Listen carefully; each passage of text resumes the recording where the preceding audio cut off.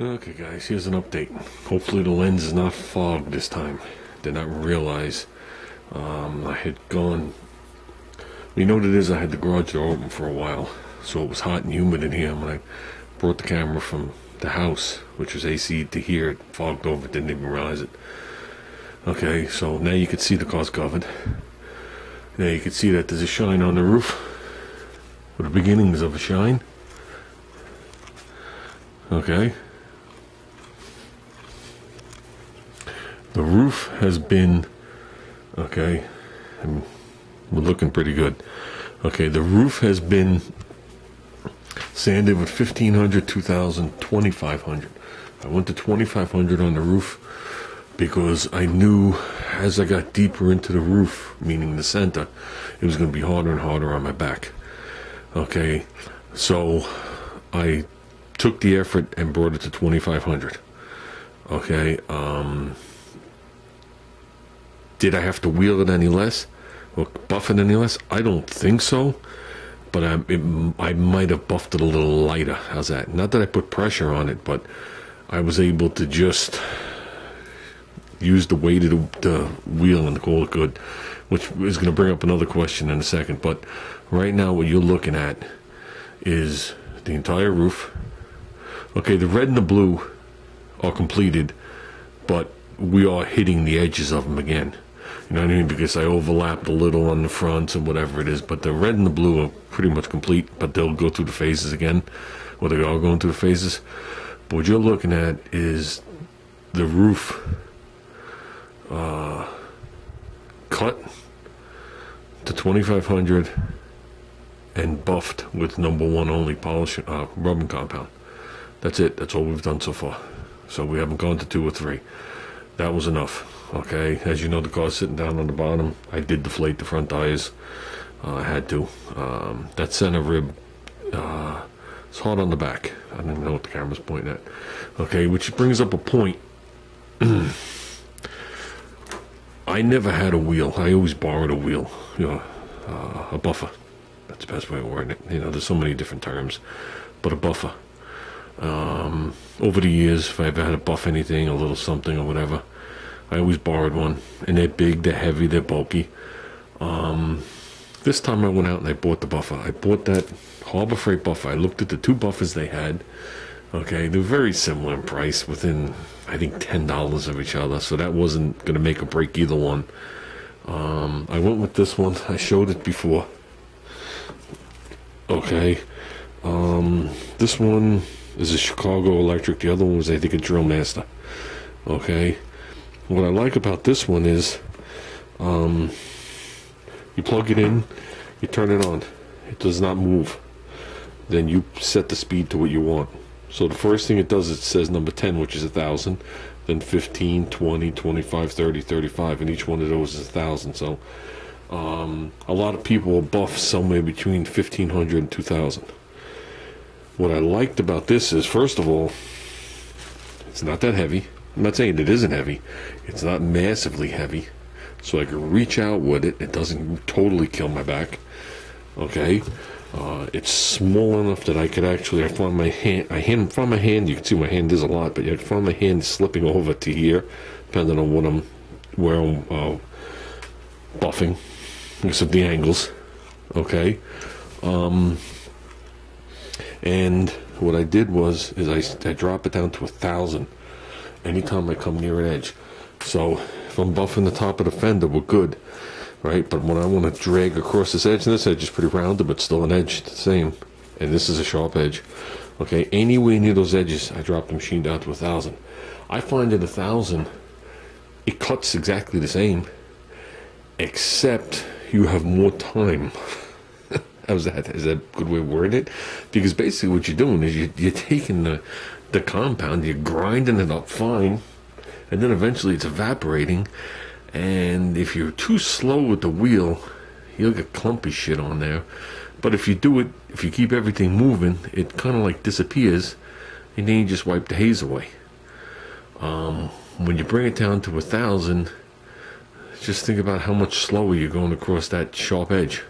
So it ain't wailing around and burning everything off. that's what I found. I mean, that don't mean I'm not going to wind up burning through something. I'm just telling you that I found it easier, or I found it a little more reassuring that this complete thing is an edge. Like I said, from here to the back, where you see it, the white is dropped down. Okay, it gets deeper and deeper. Here is where it ramps up, and then it gets deeper as it goes along, and you can see how deep it is when you look here. Okay, but I found it more comforting to buff across the edge outward at 1,000, and then as soon as I got the edge, come back in. Okay, and just ramp it up. I didn't go any faster than 1,500. I never brought it to 2,000. I felt 1,500 was way aggressive enough. I did get the little pads to do this. My friend does have the pneumatic thing. I forgot it twice at work now, so we'll work on those next. But yeah, so I forgot what that tool was. I don't remember if it was $49 or something like that, plus 20% off. So it was like $40, something like that. Well worth it. That's the original backing that came with it. It's soft enough. You can see it moving in my hand.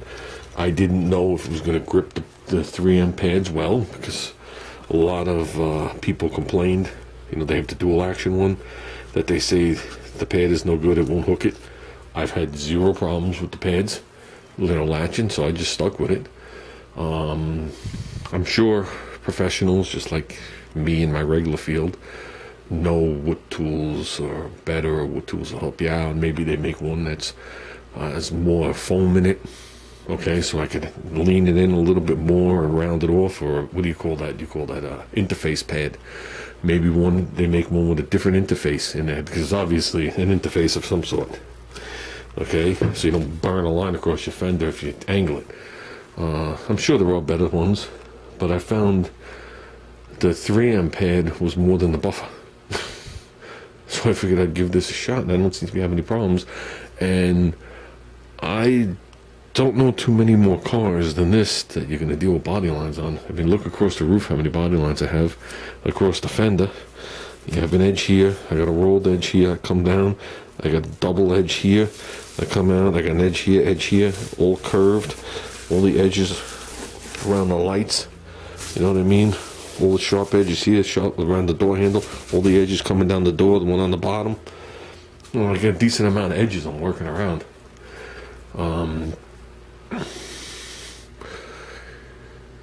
Is it easy? I think it's like anything else. I think it's nerve-wracking. How's that? You can,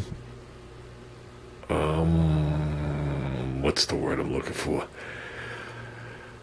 If it takes 3 light passes to get all the haze out, okay, and obviously you stop when there's nothing left on the roof, you do, or you could have the tendency to go across it 1 or 2 more times, and that's when havoc strikes, especially on an edge. So as you do more and more hours of this, we're close to 100 at this point. We were calculating it the other day, between the wet sanding and the polishing, we're close to 100 on this. You do have a tendency to keep going. Now, I said to Junior, I want to not go back over the red with the wheel, I want to look over the red with the wheel. Okay, because the red I did first, and I was the most cautious. And when I came back around the car after doing the blue, I noticed a couple of spots that I didn't do enough on top of the fender and a little on the top, and this is where the light really hits it, so if it's down over here I might not catch it, and I did it the second time, we were good to go. The blue we did more. The red we did 2 passes of each, and I thought that was sufficient. I didn't see anything. The blue we wound up doing 3 passes of each, and I found that to be sufficient. So with the red, this is actually done 3 times now, and so was the roof up top. So I want to go over the whole complete side of the car with a light down on the ground and see if I missed anywhere. Because if I did, I'll whack it as we do it now. That's the other thing. Think of this: they say, it's just food for thought. And I'm not a painter, but it's food for thought. They say a paint job is one big run. When you paint it and you get orange peel, so on the side of the car we get orange peel. That's just the texture of it, obviously. That texture is pointing downward, whether you realize it or not, because of gravity. Yes, gravity does exist. At least in my garage. It might not in the flat world somewhere else. Okay, so they're pointing downward. Okay? You wet sand the car. Go through all the stages, you look at it, it looks absolutely mint. You go outside, it's a mirror. But when you sit down on the ground and look up at it, you could still see some of the texture. That's why I notice, or anybody notices, if you work on a car on a lift, once the car goes up in the air, you can pick up in the bodywork a lot easier. Because you're sanding the tops off, you're getting down below, but they're still there because the block acts as an interface. We talked about this. Okay, so the little blobs that are there are still pointing downhill. So when you look downhill, because you're looking at it downhill, everything's mint. You look across the top, everything's mint. Okay, because this flowed out equally. Okay, it's all mint. But when you look at it uphill, it's like when you're laying on the ground, you look up at somebody and they got different shadows under their nose and their eyes and stuff like that. It's the same exact thing. That's why when you put a car up in the air, you will notice more peel than when the car's sitting back down the ground. And when you bring it outside, the light's coming from the top usually, but it's bouncing off everything because it's so powerful. It's, you know, the sun, that you don't pick up on the peel at all.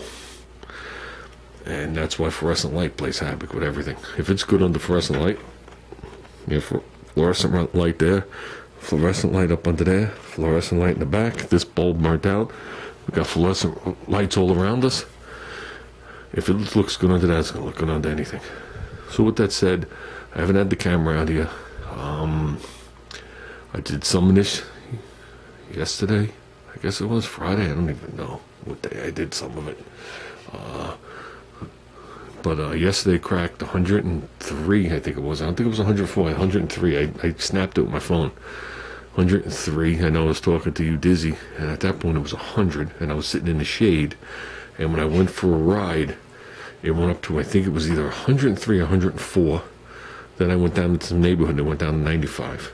Today when I was out, it was 100. I never saw it go above 100. So we're definitely in a heat wave, but I think it's supposed to break today.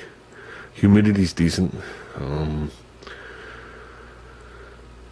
that's about it, guys. So I'm just letting you know we're all working on this thing. We're all moving forward. I'm working around people coming to the house still. So hopefully tomorrow, there was Saturday there was no, Friday there was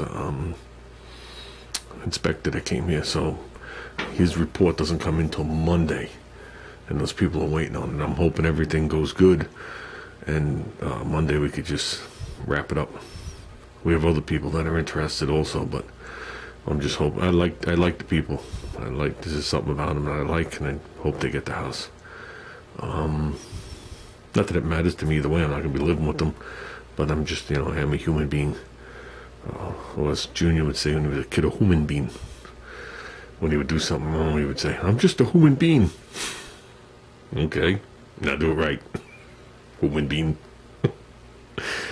So, with that said, guys, I just wanted to show you we are moving forward. And that's it. I'm going in the house. We put 4 solid hours into it today, and I'm done. I'm done. To me, this is the hardest part. To me, this is the hardest part. This is the part that I think takes the most skill, patience, maybe patience. After that, you're just filling this shit in is what you're doing. In so many words. The second one is just going to polish out some of the wheel marks from this one. And the third one, if it's a glaze, just swells the rest of them. And everything looks minty mint after that. As long as the glaze is on there. Just goes in there and swells up the product. So, and I'm pretty sure that's what number 3 is. It's a glaze. Number 3 is not a compound. Number 3 is just a glaze. That's why it squeaks when you're done. You rub your fingers across it. Junior wanted me to put his wax on the car. He bought his special wax, his microfiber cloths, his applicators. And I said, no, no, and no. I said, I'm going to put the other stuff on like liquid glass. He goes, you sure? I said, yep. So, okay, with that said, guys, let's shut this place down. Maybe we'll come out here later. Doubt it. I think since the back is still good, I'm going to just give it a rest. It's like 3:30 in the afternoon. I think I'm just going to give it a rest, call it good, and just be good. And I think tomorrow night, we'll probably knock out the number 2. And Tuesday, we'll knock out the number 3, complete on the roof. We'll have the plastic drop down. So we'll start getting down into here. Okay, and we'll have the roof done. Then we'll knock out these and anything we're going to do in these. I think these are mint. I think one of the 2 of them has a very slight sag. Not big and long, just a little hang somewhere like in this area. I think it's the other side. And I think other than that, we're good. So, very light cleaning. Don't even go near the edges. Give it a quick wheel with the thing. Just make it look good. So, that's it, guys. Yeah. Shiny.